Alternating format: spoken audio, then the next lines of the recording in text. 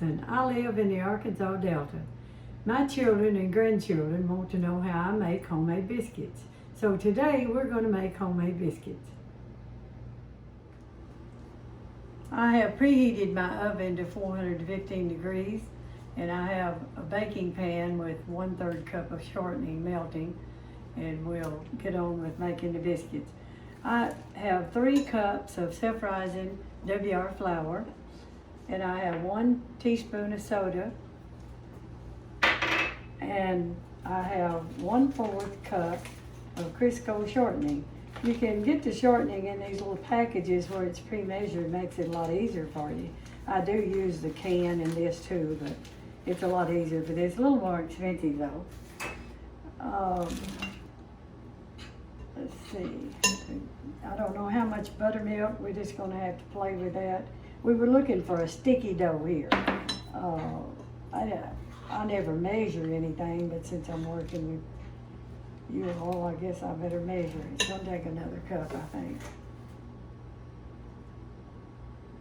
And I do use cultured buttermilk too. If I'm gonna drink it, I use Bulgarian buttermilk because it has a cream in it. It might not be good for somebody watching their weight, I don't know, but that's what I like. And a lot of people in the South, they will drink buttermilk and also cook with it. And there's places I know I've been where they didn't even sell buttermilk. So we people in the South don't understand that. Okay, we're going to get to a consistency here where I have to put my hands in it because I have to work that shortening up, and I think we're there right now. Okay, we're going to set this off to the side. Now, it's not hard to tell when this is ready to put on the board because you can feel the shortening in there and you feel it working out. It's not that important of overworking your dough at this point, but when you get it over here on the flour board, it's very important. That's really the secret to making a biscuit. I put wax paper down, and it's a lot easier to clean up, and it also, I'll show you later how it saves you with your flour. We grew up poor, so we had to save everything, and we learned how to do that, so I will show you how to do that. It looks like we got a real good consistency here of our dough. Put flour on your hands so you won't be stuck in that again like you were when you mix it up. It's going to stick to you some anyway, but this is very important right here in making biscuits. If you work too much flour in this or work it too long, you're going to have a hard biscuit. But you work it just enough of where you can handle it. That looks like that's okay right there. I don't use a rolling pin. I pat it out to about 1 inch, and then I will cut my biscuits. And I like to use this little biscuit cutter. It's made from a Carnation milk can. You put a little holes in it so the air will come up through it. And anyway, it's I've got a lot of biscuit cutters. I just like this one. I guess when we probably didn't even have a biscuit cutter, a real one, when I grew up. Okay, I'm ready now to go get my pan to put my biscuits in. Now we're ready to put our biscuits in the pan.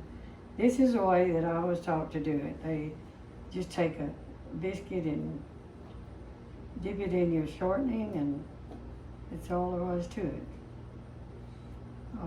You know, if you have to work with this, you don't want to let this biscuit sit very long because it will rise. And once it rises, it's harder for you to work with. But I usually make them pretty fast. We always had to be in a hurry. By being farmers, you have a lot to do every day. I was raised on a small family farm. My husband was too. And then he was a farmer. He loved farming.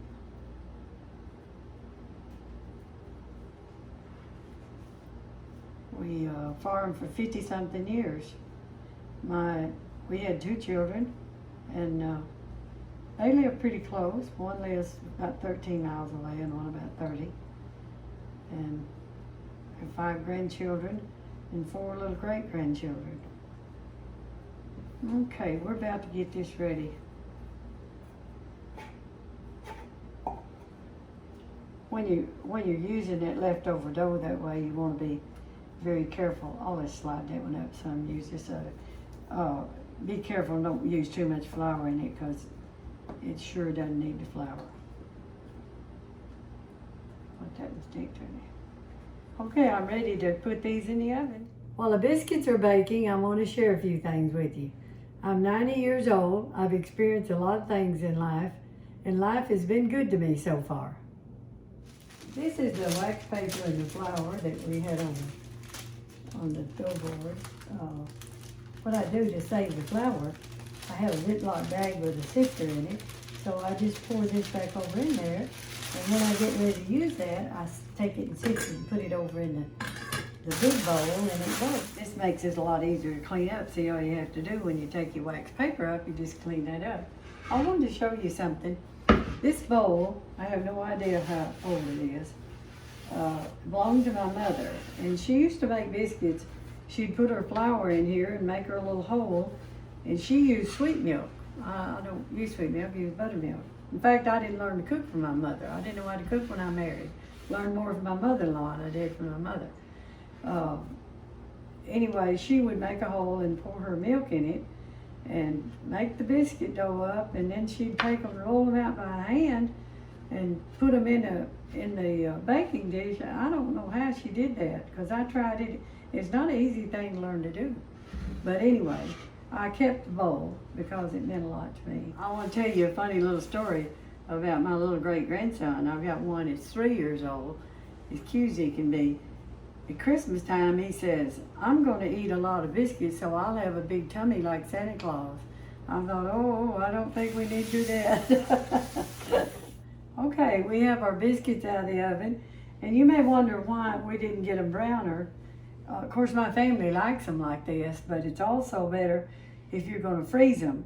You can freeze these biscuits, and after they're frozen, and whenever you want to cook one, just take it out, and one biscuit in a microwave takes 1 minute, and it's ready to eat. So I'm going to cut one of these open.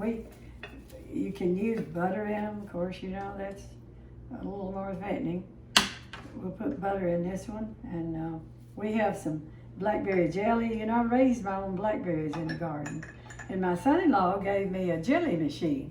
We really had fun with the jelly machine. It's great. We make pepper jelly and all kind of fruit jellies, and it's very good. Let's see about this biscuit now. We'll taste of it and see how it tastes.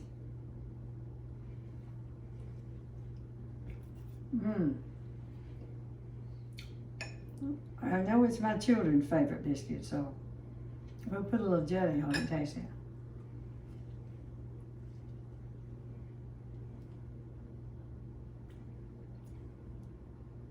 I wish you were here to taste this. It is really good. Thank you for watching. I hope you enjoyed watching as much as I enjoyed cooking this recipe. And I hope in the future that you'll watch our other videos of family recipes.